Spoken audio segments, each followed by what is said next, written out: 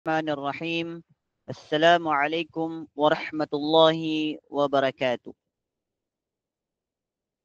Ngayong gabi ng Thursday, tayo ay binigyan ni Allah ng pagkakataon upang magnilay at matuto at muling mapalapit sa Kanya. Sa katahimikan ng gabi, naway ang bawat salita ay maging paalala ng habag at gabay ni Allah sa ating buhay. At malugod po naming tinatanggap ang lahat ng nanonood at nakikinig, pati na ang ating tagapagsalita na si Sheikh Nuruddin Mabaning. At siya po ay isang daiya na kilala sa kanyang kaalaman at malasakit sa ummah. Hindi na po natin papatagalin, ang oras ay atin na pong ibinibigay sa kanya. Ya Sheikh, falyatafaddal mashkuran ma'jura.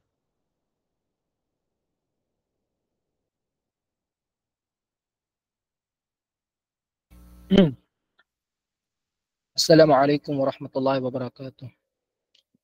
Malinaw po ba?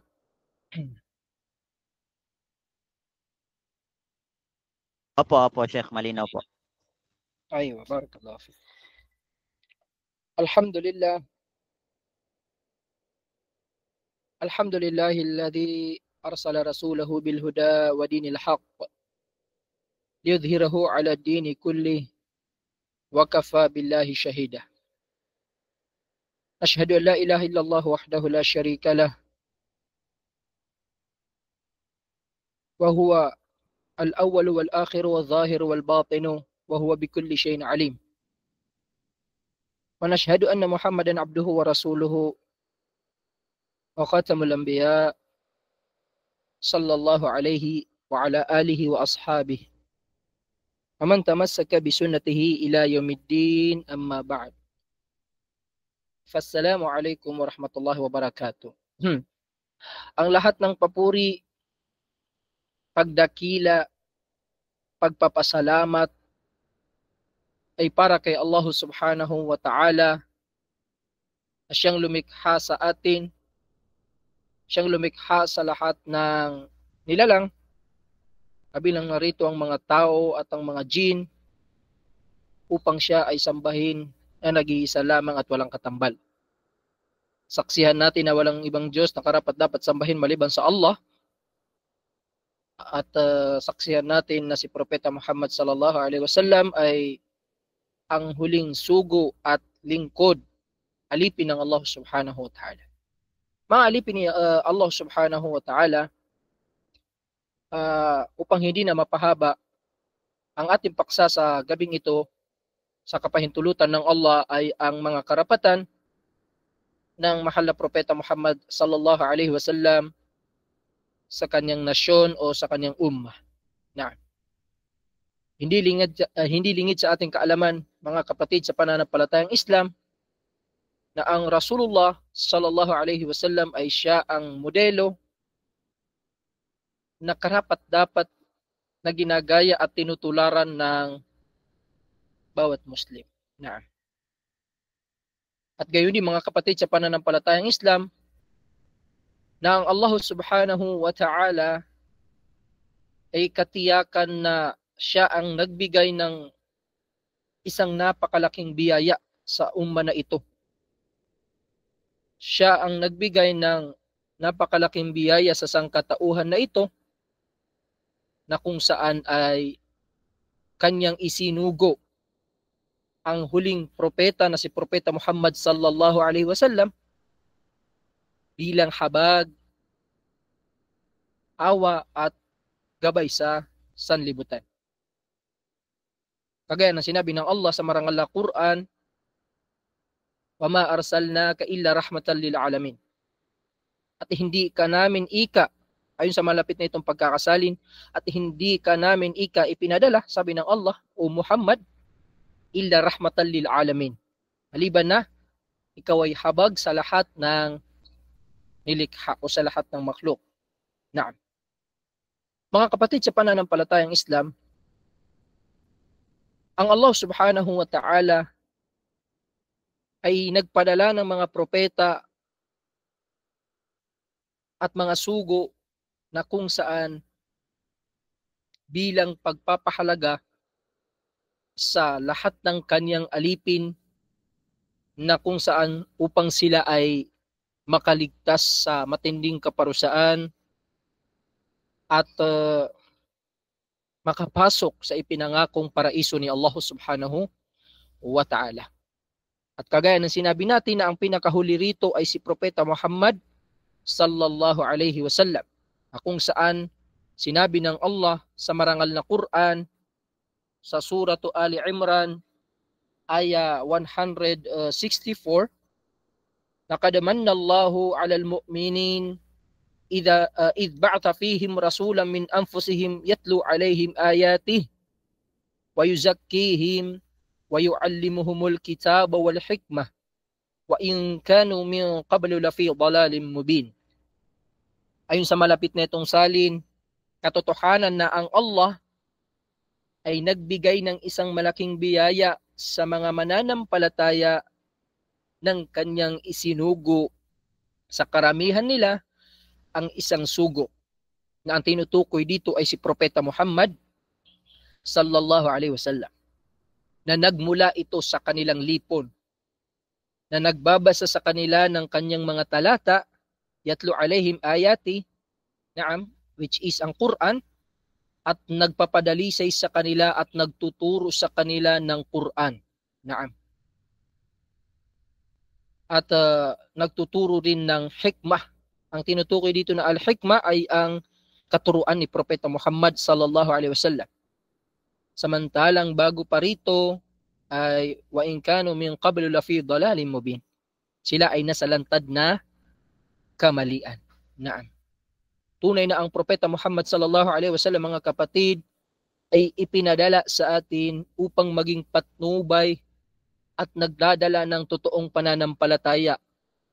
Ito ang relihiyong Islam, na kung saan ay ito ang mangingibabaw sa lahat po ng mga maling relihiyon. Ibig sabihin, ang relihiyong Islam ay siya ang dala-dala ng Rasulullah sallallahu alaihi wasallam, at siya ang mangingibabaw sa lahat ng mga relihiyon, sapagkat ang lahat ng relihiyon ay mali at ang nag-iisang tama lamang ay ang relihiyong Islam, na ito ang relihiyon na pinili ng Allah. Inna ad-dina indallahil Islam. Katotohanan na ang relihiyon para kay Allah ay ang relihiyong Islam. At nabanggit pa nga ng Allah sa Suratul Fath, aya 28, huwa alladhi arsala rasulahu bil huda wa dinil haq liyudhhirahu 'ala ad-dini kullihi wa kafa billahi shahida.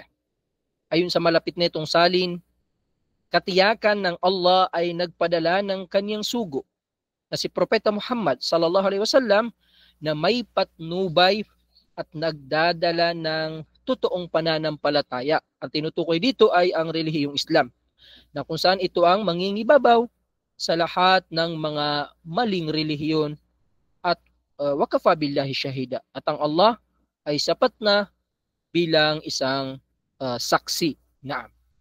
Mga kapatid, sa pananampalatayang Islam, ang Allah subhanahu wa ta'ala ay isinugo niya ang Propeta Muhammad bilang tanda na papalapit na ang araw ng paghuhukom. Naam. Isinugo niya si Propeta Muhammad bilang tanda ng malapit na ang pagguho ng mundo. Naam. Na kung saan siya ang nagbigay ng magandang balita at nagbigay rin siya ng matinding babala sa kanyang ummah. Gayon din na siya ay naghikayat tungo sa tunay na pagsamba kay Allah, tungo sa tunay na pag-intindi at pagsamba sa kaisahan ng Allah sa kanyang uluhiyah, at siya rin ang naging selyo ng mensahe ng Allah subhanahu wa ta'ala. Ibig sabihin, siya ang pinaka katapusan sa lahat ng nagpadala ng mensahe mula sa mga propeta. Naam. Na kung saan siya ang nagsilbing gabay sa mga taong ligaw, at gayon din na siya ang nagturo sa mga taong jahil o yung mga mangmang.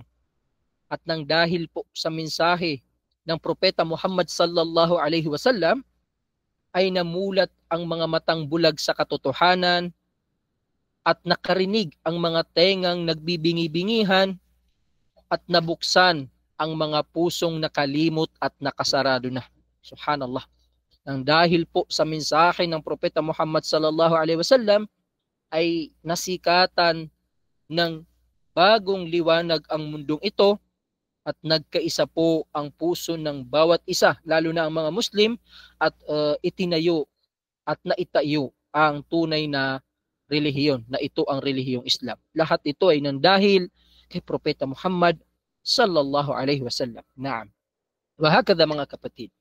At tunay po na si Propeta Muhammad sallallahu alaihi wasallam ay isinugo pagkalipas ng panahon ng mga naunang propeta. Kagaya na sinabi natin na siya ang Khatamul Anbiya, pinaka huli sa mga propeta. Na kung saan ay lumipas na ang mga naunang propeta at gayon din na naglaho na rin yung mga kasulatan o banal na aklat na ibinaba sa kanila, o di kaya naman ay napalitan ang mga batas ng Allah nang ayon sa pagpapalit ng mga tao rito. Naam. Kaya naman si Propeta Muhammad dumating bilang huling propeta at bilang pagtutuwid sa pagkakamali ng mga nauna, at tunay na ang pagsunod po kay Propeta Muhammad sallallahu alaihi wasallam sa kanyang mga utos ang magsisilbing gabay po sa atin at magsisilbing tagumpay para sa atin. At ang pagsuway naman ika sa kanya ay ang dahilan ng kaligawan at ng matinding kalungkutan pagdating sa kabilang buhay. Naam. Wahakada. Ganyan po mga kapatid sa pananampalatayang Islam. Kaya naman katotohanan na ang ating mahal na Propeta Muhammad sallallahu alaihi wasallam, nang dahil sa kanyang perpektong pagpaparating sa atin, ganap at kumpletong pagpaparating sa atin ng mensahe ng relihiyong Islam, ang mensahe ng Allah, at ito ang Quran, ay mayroon po siyang mga karapatan sa kanyang ummah. Mayroon po siyang karapatan sa atin na kung saan ay kinakailangan na ito ay ating maipagkaloob sa kanya. Kinakailangan na ito ay ating maisabuhay sapagkat ito ay nakasaad sa aklat ng Allah, which is ang Quran, at gayon din na nakasaad sa sunnah ng Propeta Muhammad sallallahu alaihi wasallam. At tunay na ito ay napakahalagang mga karapatan na nararapat mabatid ng isang mananampalataya. Naam. So inshallah ay hindi ang mga sasabihin natin ay hindi ito ang lahat ng karapatan ng Rasulullah, pero inshallah ay mabanggit natin ang ilan lamang sa mga ito. Naam. Ang una rito mga kapatid ay ang pagkakaroon po natin ng totoong paniniwala sa kanya. Naam, al-imanu sadiq bihi, ang pagkakaroon ng tunay na paniniwala kay Propeta Muhammad. Paniniwalaan natin siya kahit hindi pa natin siya o hindi natin siya nakita. Naam, paniniwalaan natin na siya ang huling propeta at wala ng propeta na pagkaraan niya. Paniniwalaan natin na si Propeta Muhammad ay ang huling mensahero ng Allah subhanahu wa ta'ala. Naam. Ang sinabi ng Allah, fa'aminu billahi wa rasulih wa nuril ladhi anzalna. Sa Suratul Taghabun, aya 8. Ayon sa malapit nitong salin, sabi ng Allah, at manampalataya sa kaisahan ng Allah at sa kanyang propeta, na si Propeta Muhammad sallallahu alaihi wasallam. At wa nuril ladhi anzalna, at sa liwanag, at ito yung Quran na aming ipinananaog o di kaya aming ibinaba. So ito ang dalil o patunay mga kapatid na karapatan po sa atin na mahal na Propeta Muhammad sallallahu alaihi wasallam na siya ay totoong paniwalaan natin, na siya nga ika ay sugo, naam, at huling propeta ni Allah subhanahu wa ta'ala. Actually, di ba ito yung binabanggit ng mga yumayakap sa Islam o yung tinatawag natin mga balik Islam kapag sila ay magte-testimony na ng kanilang pagbabalik sa pananampalatayang Islam. Naam. So ito yung pagsaksi na walang ibang Diyos na karapat dapat sambahin maliban sa Allah, at pagsaksi na si Propeta Muhammad ay alipin at huling sugo ng Allah subhanahu wa ta'ala. Wahakada. At gayon din mga kapatid, bilang pagpapatibay ay sinabi sa hadith ng Rasulullah, umirtu an uqatilan nas hatta yashhadu an la ilaha illallah wa yu'minu bi wa bima ji'tu bi. Naam. Ayon sa malapit nitong salin, sabi ng Propeta Muhammad sallallahu alaihi wasallam, ako ay inatasan na digmain ko ang sino mang hindi sumaksi na walang ibang Diyos na marapat sambahin maliban sa Allah, at maniwala sa lahat ng revelasyon na ibinaba sa akin ng Allah subhanahu wa ta'ala. So ito ay pagpapatunay lamang na kinakailangan na tayo ay maniniwala sa pagiging sugo at propeta at alipin ni Allah subhanahu wa ta'ala na si Propeta Muhammad sallallahu alaihi wasallam. Alipin ng Allah at sugo ni Allah, at ang huling propeta niya at huling sugo niya ay si Propeta Muhammad sallallahu alaihi wasallam. Naam. Mga kapatid, sa pananampalatayang Islam, ang tunay na tinutukoy na kahulugan ng pananampalataya at paniniwala natin kay Propeta Muhammad ay ito yung lubos nating paniniwala na kung saan siya ay alipin at huling sugo ng Allah, na kung saan ay isinugo para sa lahat, ito man ay nagmula sa mga jin at mga tao. At paniniwala natin sa mga lahat o mga revelasyon na ibinaba sa kanya na Propeta Muhammad sallallahu alaihi wasallam. At ang tunay na resulta ng paniniwala ng puso ay ang pagsaksi ng kanyang dila na ang propeta ay tunay nga na sugo ng Allah subhanahu wa ta'ala. At ito ang una sa mga karapatan ng Propeta Muhammad sallallahu alaihi wasallam. Aywa. Ikalawa, mga kapatid, sa pananampalatayang Islam, na kabilang po sa karapatan ng mahal na sugo na si Propeta Muhammad sallallahu alaihi wasallam ay ang pagsunod sa lahat ng kanyang ipinag-uutos at ang pag-iwas naman sa lahat ng kanyang mga ipinagbabawal. Kagaya ng nabanggit natin noong nakaraang lecture natin na sinabi ng Rasulullah, "Ma nahaytukum anhu fajtanibuhu wa ma amartukum bihi faf'alu minhu mastata'tum." Kung anuman ika, ayon sa malapit nitong salin, kung anumang ika ang aking ipinag-utos sa inyo o ipinagbawal sa inyo, ay layuhan niyo ito. At kung anuman ika ang aking ipinag-utos sa inyo, ay faf'alu minhu mastata'tum, ay inyo itong gawin sa abot ng inyong makakaya. So ibig sabihin, karapatan ng Propeta Muhammad sallallahu alaihi wasallam, mga kapatid, sa pananampalatayang Islam, na kung saan ay sundin natin ang kanyang mga ipinag-uutos sa abot ng ating makakaya. Pagsikapan natin ito. Pagsikapan natin sa abot ng ating makakaya ang pagsunod kay Prophet Muhammad sallallahu alaihi wasallam, at gayon din na pagsikapan natin sa abot ng ating makakaya ang paglayo sa mga ipinagbawal ni Propeta Muhammad sallallahu alaihi wasallam. At kabilang pa nga sa mga pruweba o di kaya patunay sa pagsunod natin sa mga utos ni Prophet Muhammad at sa pag-iwas natin sa ipinagbawal niya, ay ang Allah subhanahu wa ta'ala ay kanyang sinabi sa marangal na Quran sa Suratun Nisa aya 13 hanggang 14. Tilka hududullahi wa may yuti'illaha wa rasulahu yudkhilhu jannatin tajri min tahtiha al-anhar khalidina fiha wa dhalikal fawzul azim. Wa may ya'si Allah wa rasulahu wa yata'adda hududahu yudkhilhu naran khalida fiha wa lahu 'adzabun muhin. Naam. Ay bimaana, ayon sa malapit nitong salin, ito nga ang mga hangganang itinakda ng Allah, at sino man ika ang sumunod sa Allah at sa kanyang sugo na si Propeta Muhammad sallallahu alaihi wasallam, siya ay papapasukin sa mga hardin. Ibig sabihin, ang hardin ay ang kaligayahan sa paraiso. Ang hardin sa paraiso na sa ilalim nito ika ay mga ilog na umaagos upang mamalagi roon ng walang hanggan. At iyan nga ang wadhalikal fawzul azim, ang dakilang tagumpay. Ang dakilang tagumpay. At sa kabilang banda, at sino man ika ang sumuway sa Allah, wa may ya'sillaha wa rasulah, sino man ika ang sumuway sa Allah at sa kaniyang sugo at lumabag sa kanyang mga itinakdang hangganan, lumabag sa mga batas ng relihiyong Islam, siya ay papapasukin sa impernong apoy upang mamalagi roon ng walang hanggan. At para sa kanya ay isang nakakahiyang kaparusahan. At bilang pagpapatibay pa nga ng talata na ito, ay sinabi ni Prophet Muhammad sa hadith, kullu ummati yadkhuluna al-jannata illa man aba. Qalu ya Rasulullah, wa man ya'ba?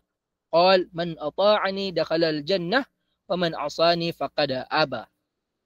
Ayun sa malapit nitong salin, Sabi ni Propeta Muhammad sallallahu alaihi wasallam, lahat ng aking umma ay makakapasok ng paraiso, maliban sa mga taong susuway o di kaya ay aayaw. Ang mga sahaba ay nagsabi, Ya Rasulullah, wa man ya'ba? Sino ang mga taong aayaw o susuway o sugo ng Allah? Siya ay nagsabi, man ata'ani dakhalal jannah. Sino man ika ang susunod sa akin ay makakapasok sa paraiso, at sino man ang susuway o di kaya ay hindi susunod, sila yung mga umayaw o di kaya ay tumanggi.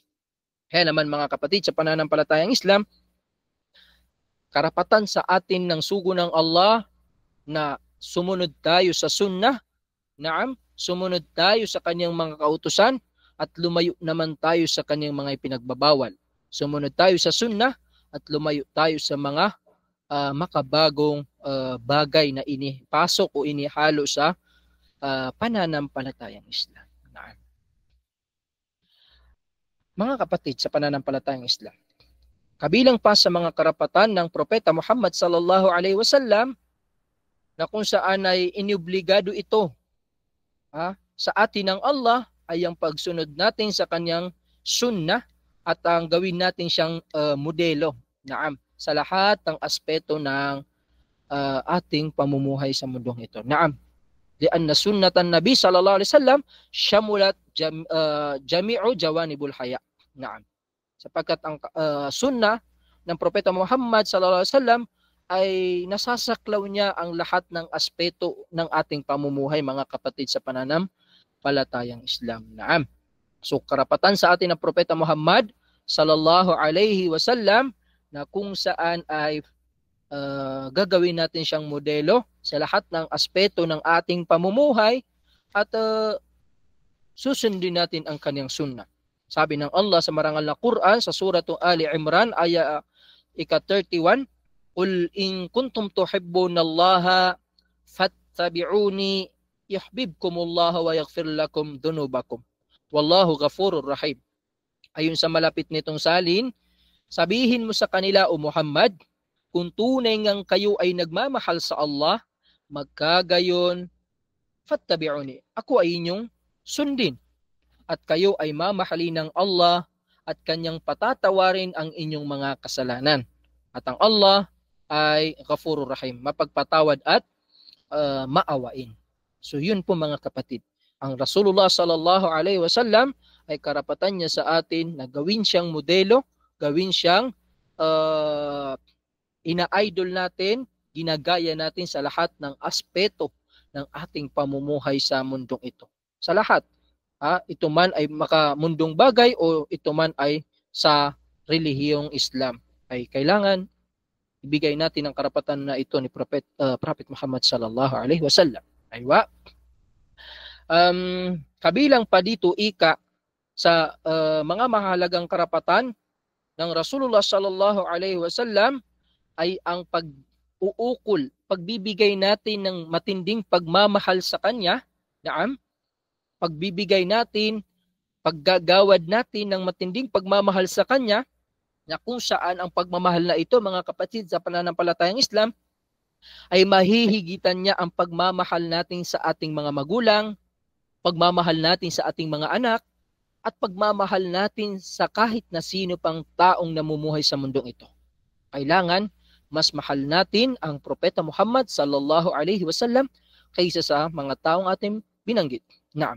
So kung ating mapapansin na mismo ang inalimbawa natin ay mga pinakamalalapit sa atin, katulad ng ating mga magulang at gayon din na katulad ng ating mga anak. So ito ay patunay, mga kapatid, na kaya ito ang ating inihalimbawa upang mapagtanto ng umma na ito na kahit paman sino ang pinakamamahal mong tao ay hindi po pwedeng matalo niya ang pagmamahal mo sa Propeta Muhammad sallallahu alaihi wasallam. Ang Allah ay nagsabi sa marangal na Quran sa surah At-Taubah aya 24, sinabi niya, Qul in kana abaukum wa abnaukum wa ikhwanukum wa azwajukum wa ashiratukum wa amwal iqtaraftumuha wa tijaratun takhshawna kasadaha wa masakin tardawnaha ahabba ilaykum minallahi wa rasulihi wa jihadin fi sabilihi fatarabbasu hatta ya'ti Allahu bi amri wallahu la yahdi al-qawmal fasiqin. Naam. Ayon sa malapit nitong salin, ipagbadya mo o Muhammad kung ang inyong mga magulang, ang inyong mga anak, mga kapatid, mga asawa, pamilya, mga kayamanan na inyong nalikom, mga negosyo na inyong pinangangambahan na ito ay malugi, at sa mga magagarang mga bahay na inyong nagugustuhan, ay mas higit na kaibig-ibig ito kaysa sa Allah at sa kanyang propeta, mag-antay kayo na iparating ng Allah ang kanyang utos. Ibig sabihin, ang kanyang pagsubok na ipaparating sa inyo. Tunay na ang Allah ay hindi niya gagabayan ang mga taong fasik, yung mga masasama. So mga kapatid, ang ayat na ito ay tumutukoy sa lahat ng mga bagay na naiibigan natin, na kung saan ay hindi po pwede na maging hadlang ito, na mas mahalin natin ito kaysa kay Prophet Muhammad sallallahu alaihi wasallam. Matalan, kabilang sa pagmamahal natin kay Prophet Muhammad ay ang pagsasagawa ng 5 beses na pagdarasal. Subalit, sa oras na nag-adhan o di kaya pumasok ang oras ng pagdarasal na obligado, ay busy tayo sa ating mga pwesto o di kaya sa ating trabaho o di kaya naman sa ating pamilya. So hindi po pwede na makahadlang itong mga bagay na ito na ating naiibigan para sa pagtugon sa pagdarasal. Sapagkat ang pagdarasal ay kabilang sa pagmamahal kay Prophet Muhammad sallallahu alaihi wasallam, sapagkat ito ay kanyang iniutos sa ating mga kapatid sa pananampalatayang Islam. Gaya ng sinabi pa ng Allah subhanahu wa ta'ala na innama amwalukum wa auladukum fitnah. Katiyakan na ang inyong mga kayamanan at ang inyong pamilya, mga anak, ay fitnah. Ito ay pagsubok lamang sa inyo. Wallahu indahu ajrun azim. At sa Allah ay ang matindi at ajrun azim, dakilang gantimpala. Naam. So ito mga kapatid sa pananampalatayang Islam. At gayon din na sinabi pa nga ng Rasulullah sa hadith sharif, kanang sinabi, la yu'minu ahadukum hatta akuna ahabba ilayhi min walidihi wa waladahi wan nasi ajma'in. Ayon sa malapit nitong salin, tunay na hindi magiging ganap o di kaya ay kumpleto ang pananampalataya ng bawat isa sa inyo hanggang ako ay mas maging kaibig-ibig kaysa sa inyong mga magulang, inyong mga anak, at sa lahat ng tao o di kaya sa sangkatauhan. So ito ay patunay na kakulangan ng pananampalataya o di kaya ay hindi ganap na pananampalataya ang mauna ang pagmamahal natin sa ibang bagay, sa mga tao o sa mga kayamanan natin kaysa sa pagmamahal natin kay Propeta Muhammad sallallahu alaihi wasallam, mga kapatid. Isang beses nga na ang mga taong nagmamahal o di kaya ang mga taong iibigan nila, minamahal nila ang Rasulullah sallallahu alaihi wasallam kaysa sa kahit na anumang bagay sa mundong ito, katiyakan na makakasama nila ang Rasulullah sa paraiso. Naam. Isang araw nga ay may isang lalaki na kung saan ay tinanong ang propeta kung kanyang tinanong sa propeta kung kailan ang araw ng paghuhukom. Subalit ang naging sagot ng propeta Muhammad ay kakaiba. Kanyang sinabi, ma'a'dadta laha. Ano ang inihanda mo para sa kabilang buhay? So iba yung kanyang itinugon. Ang sabi ng lalaking ito, ya Rasulullah, ma'a'dadtu laha kabira salatin wala siyamin wala sadaqatin walakinnani uhibbullaha wa rasulah. Sabi ng lalaking ito, usugo ng Allah, tunay na hindi ako nakapaghanda ng maraming sala, ng maraming pag-aayuno at maraming pagsasadaka. Subalit sabi niya, tunay na lubos kong minamahal ang Allah at lubos kong minamahal ang kanyang sugo na si Propeta Muhammad sallallahu alaihi wasallam. At ang sabi ng propeta, fa anta ma'aman ahbab.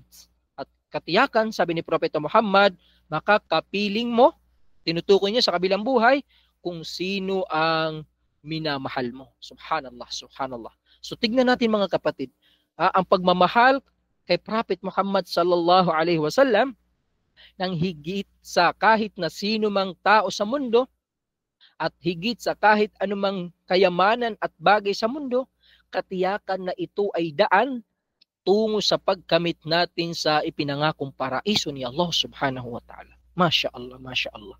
So ito po mga kapatid ay nawa ay ating maisabuhay mga kapatid sa pananampalatayang Islam. Naam, wahakada. Aywa. Kabilang pa rito mga kapatid sa pananampalatayang Islam sa mga karapatan ng Propeta Muhammad sallallahu alaihi wasallam na nararapat na atin itong gampanan ay nararapat natin siyang galangin, naam, irespeto at tulungan. Naam. Kailangan na tayo magkaroon ng paggalang, pagrespeto at pagtulong sa kanya na Prophet Muhammad sallallahu alaihi wasallam. At inshallah lilinawin natin ito mamaya.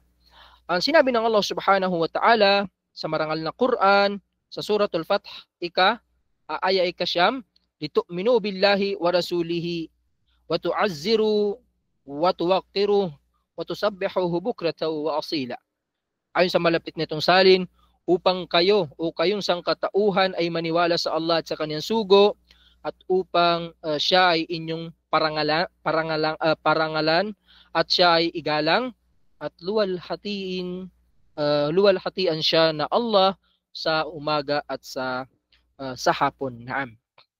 At upang mas malinaw ay kabilang po sa pagpapakita ng ating paggalang kay Prophet Muhammad na huwag siyang tatawaging sa pangalan lamang. Halimbawa, Muhammad, ganun lamang. Hindi maganda na tawagin siya na Muhammad lamang. Ibig sabihin na kabilang sa paggalang, pagrespeto natin kay Prophet Muhammad ay tawagin siya sa mga magagandang katangian na meron siya. Sa katawagan at katangian na meron siya. Katulad na pagsabi natin na halimbawa na mahal na sugo.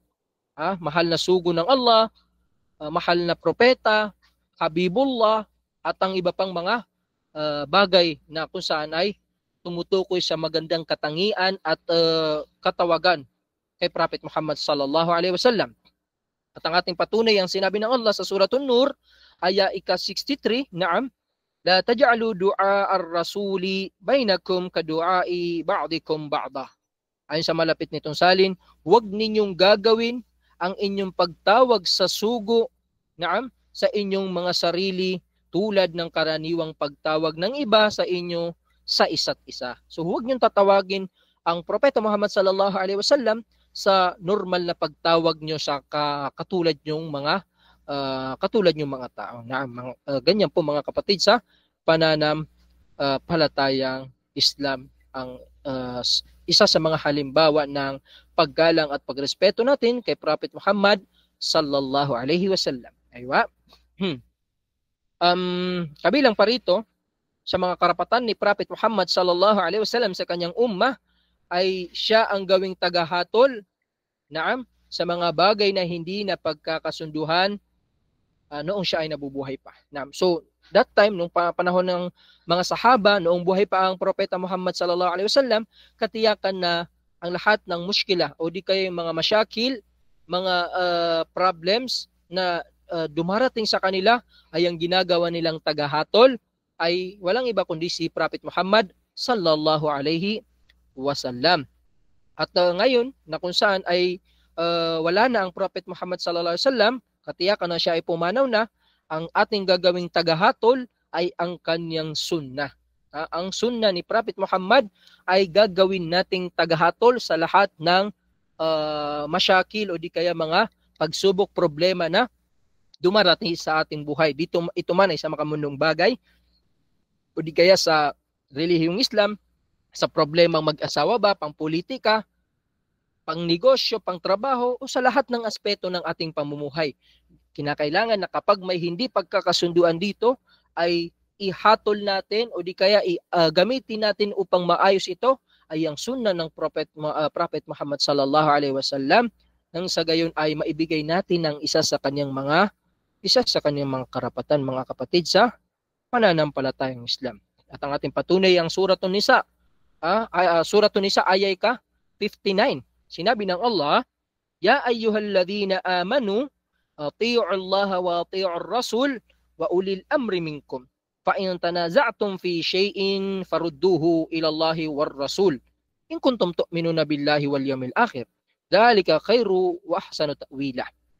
Ayon sa malapit nitong salin, o kayong mga mananampalataya o di kaya o kayong mga naniwala, sumunod kayo sa Allah at sumunod kayo sa sugo na si Prophet Muhammad sallallahu alaihi wasallam at sa mga namumunong kabilang sa inyo, sa mga leaders, sa mga umara, sa mga ruasa, sumunod kayo sa kanila.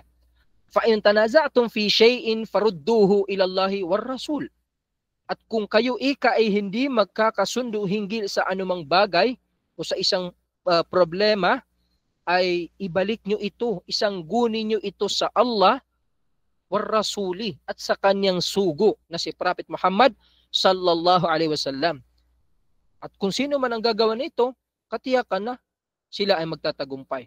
At sila ang tunay na mga mananampalataya. Kaya nga sinabi ng Allah, in kuntum tu'minuna billahi wal yawmil akhir. Kung kayo ay tunay na naniniwala sa Allah at sa huling araw o di kaya sa kabilang buhay. Dalika khairu ahsanu ta'wila. Iyan ang pinaka mabuting paraan at yan ang higit na makahulugang pagpapaliwanag. Ibig sabihin, yan ang solusyon, kumbaga. Yan ang pinaka madaling kaparaanan upang masolusyonan kung ano ang mushkila o problem na pinagdaraanan ng mga tao, mga kapatid, sa pananampalatayang Islam. So alam naman natin ngayon, sa panahon natin ngayon, mga kapatid, na ang isa sa matinding kinakaharap ng umma na ito, lalo na ang mga taong mga hindi nakapagsaliksik ng kaalaman o di kaya yung mga taong kulang sa pag-intindi sa sunna ng Rasulullah, at gayon din sa mga taong jahil o di kaya yung mga awam, yung mga normal na mamamayan, ay ang pagsanggunin nila sa sa iba pa bukod sa sunna ng Rasulullah at bukod sa Quran. 'Di ba? Alam natin ngayon na sikat talaga at may mga nakikita pa tayo na mga kapwa natin Bangsamoro na kung saan ay kapag mayroong problem sa kanilang pamilya ay kay Rafi Tulfo nila ito inilalapit, subhanallah. Sa hindi Muslim nila ito isinasangguni. Dito nila ito inilalapit. So ito po ay kabilang sa mga paglapastangan sa karapatan ng Rasulullah, mga kapatid. At ito ay paglayo sa katuruan ng Islam. Sapagkat ang Islam ay nagtuturo sa atin, naghihikayat sa atin na tayong mga tunay o di kaya tayong mga Muslim at tayong mga naniwala sa kaisahan ng Allah, katiyakan na ang lahat ng problemang darating sa atin, mga pagsubok na ibinigay sa atin ng Allah subhanahu wa ta'ala, ay dapat natin itong ibalik sa Quran. Dapat natin itong ibalik sa sunna ng Rasulullah sallallahu alaihi wasallam. Subalit, kagaya ng ating sinabi, nakakalungkot nga lang na ang ilan sa ating mga kapatid, hindi kaya ilan sa ating mga Bangsamoro ay katiyakan na nalayo na sila sa ganitong kaparaanan. At nawa ay ibalik sila ng Allah subhanahu wa ta'ala sa tunay at tamang katuruan ng ating pananampalataya. Ito ang Quran at ang sunnah ng Rasulullah sallallahu alaihi wasallam. Naam. Aywa. At kayo din, mga kapatid, kabilang pa sa karapatan ng Rasulullah sallallahu alaihi wasallam ay ang pagtataguyod natin sa kanyang mga kaparaanan. Pagtataguyod natin sa sunnah na kung saan ay nakakalimutan na ito, di kaya nakakaligtaan na ito ng mga tao. Naam. Ang kanyang halimbawa ay ang mga sunnah na pag-aayuno. Naam. Katulad nitong parating na Tasua at saka Ashura, na kung saan ay ika-9 days at ika-10 days ng Muharram, na kung saan ay sunna ang pag-aayuno rito. So dapat ito ay isa sa buhay natin, o di kaya buhay natin muli. Gayon din sa Yawmu Arafah, ang pag-aayuno rito. Gayon din sa tuwing Lunes at tuwing Huwebes. Naam.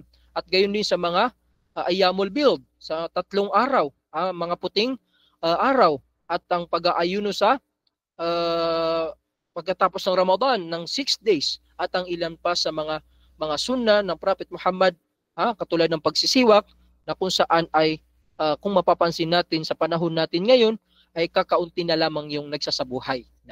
So dapat para tayo ay manumbalik ang kaparaanan na ito ni Prophet Muhammad ay umpisahan natin sa ating mga sarili, mga kapatid, sa pananampalatayang Islam. Buhayin natin ng sunnah. Yes to sunnah tayo at no to bid'ah. Wahakada, mga kapatid, sa pananampalatayang Islam. At kabilang paika at inshallah ito na yung panghuli sa mga babanggitin natin na karapatan ng Rasulullah sallallahu alaihi wasallam ay ang pagsasalawat o di kaya yung pagbati sa kanya na Prophet Muhammad sallallahu alaihi wasallam sa iba't ibang sitwasyon. Ang pagsalawat o di kaya ang pagbati sa kanya ay kabilang ito sa kaparaanan ng pagbibigay natin ng kanyang karapatan. Ang Allah nga ay nagsabi sa marangal na Quran sa Suratul Ahzab aya ika-56 kanyang sinabi, Innallaha wa malaikatahu yusalluna 'alan nabi ya ayyuhalladhina amanu sallu 'alaihi wa sallimu taslima. Ayon sa malapit nitong salin, katotohanan ng Allah at ang kanyang mga anghel ay naggagawad ng salawat o di kaya yung pagpapala at pagbati ng kapayapaan at pagpapala kay Prophet Muhammad sallallahu alaihi wasallam.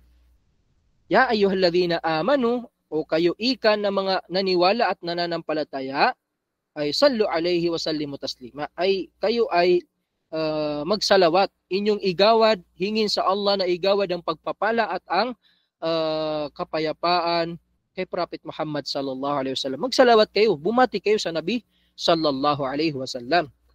So, nabanggit pa nga sa hadith ng Rasulullah sallallahu alaihi wasallam na kung saan ang sino man ang magsasalawat sa kanya ng one time lamang, isang beses lamang, ay sasalawatan siya ng Allah subhanahu wa ta'ala ng makasampung ulit. Sa Rawahu Muslim, kanyang sinabi, Man salla alayya salatan, sallallahu alayhi biha ashran. Sino man ayon sa malapit nitong salin, sino man ang magsalawat sa akin, ng isang pagsalawat o pagbati ng pagpapala at kapayapaan sa akin ng isang beses lamang ay sallallahu alayhi biha ashran, ay igagawad sa kanya ng Allah ang kanyang biyaya ng habag ng makasampung ulit o di kaya 10 beses, mga kapatid, sa pananampalatayang Islam. Masya Allah. At alam naman natin na ang pagsalawat sa Prophet Muhammad sallallahu alaihi wasallam ay may mga itinakdang mga maiinam na panahon at mga maiinam na lugar. Katulad ng kapag naririnig natin yung pangalan niya, pag sinabing Prophet Muhammad, ay tayo ay magsalawat sa kanya ng kahit mahinang boses lamang sa ating mga kinaroroonan. Na dapat ito ay ating sinasamantala, mga kapatid, na palagian tayong nagsasalawat kay Prophet Muhammad sallallahu alaihi wasallam sa tuwing naririnig natin ang kanyang pangalan. At gayon din kapag tayo ay pumapasok at lumalabas mula sa mga masajid, mula sa masjid, mga masjid ng Allah. Kapag tayo papasok, magsalawat muna tayo bago tayo magbasa ng dua ng pagpasok sa masjid. At gayon din kapag tayo ay lalabas. Kinakailangan na ibigay natin na karapatan ng Prophet Muhammad na siya ay salawatan bago tayo magdua ng dua sa paglabas ng masjid. At gayon din yung pagkatapos ng adhan, di ba? Bago tayo magdua, pagkatapos ng adhan ay magsalawat tayo sa Nabi sallallahu alaihi wasallam. Gayon din yung sa pag tayo ay nasa pagdarasal. Nandoon tayo sa tashahhud at tashahhudul akhir. Yung panghuling tashahhud na kung saan ay mayroon doon na salawatun Nabi, yung pagsasalawat sa Prophet Muhammad sallallahu alaihi wasallam. Ano pa? Kabilang pa dito yung sa salatul janaza, di ba? Kapag tayo ay nagsasalatul janaza, sa ikalawang takbir nito ay tayo ay magpapadala ng ating pagbati at salawat kay Prophet Muhammad sallallahu alaihi wasallam. At gayon din sa gabi at umaga, lalong-lalo na sa gabi at umaga ng Yaumul Jumu'ah. Sa Yaumul Jumu'ah ay napakaganda rito ng pagsasalawat sa Nabi sallallahu alaihi wasallam. Gayon din sa ating mga khutbah sa tuwing tayo ay nagle-lecture sa di kayo nagkukutba tayo sa Yawmul Jumu'ah, sa ating mga seminars, sa ating mga lecture, sa ating mga pagtuturo. Gayon din sa kapag tayo ay nagsusulat sa papel, di kayo sa kitab at nabanggit natin ang pangalan niya, at sa mga iba pang mga lugar at mga oras na maaaring salawatan natin ang Prophet Muhammad sallallahu alaihi wasallam. So inshallah ay idagdag nyo na lamang yung mga lugar at saka oras na mainam ang pagbati at pagsalawat kay Prophet Muhammad sallallahu alaihi wasallam na kung saan ay hindi natin nabanggit sa natalakay natin ngayong gabi. Naam. So alhamdulillah mga kapatid, sa pananampalatayang Islam, iyan po ang ilan sa mga mahalagang karapatan ni Prophet Muhammad sallallahu alaihi wasallam na kinakailangan sa bawat isang Muslim na naniniwala sa Allah at naniniwala sa kanyang huling sugo na si Prophet Muhammad sallallahu alaihi wasallam na isabuhay ang mga karapatang ito, at insyaallah ay iparating din natin at ituro din natin ito sa ating mga pamilya, sa ating mga kamag-anak, sa ating mga estudyante, sa ating mga kaibigan, at sa lahat ng taong makakasalamuhan natin. At hanggang dito na lamang mga kapatid sa pananampalatayang Islam. Hinihiling ko sa Allah subhanahu wa ta'ala na nakapulutan natin ng aral ang maikling pagpapaliwanag na ito tungkol sa mga karapatan ni Prophet Muhammad sallallahu alaihi wasallam sa kanyang umma. Ilahuna nas'alullah subhanahu wa ta'ala an yanfa'ana bima qulna wa sami'na wa an yarzuqana ilman nafi'a wa fahman wasi'a wa amalan mutaqabbala. Assalamualaikum warahmatullahi wabarakatuh. Waalaikumsalam warahmatullahi wabarakatuh.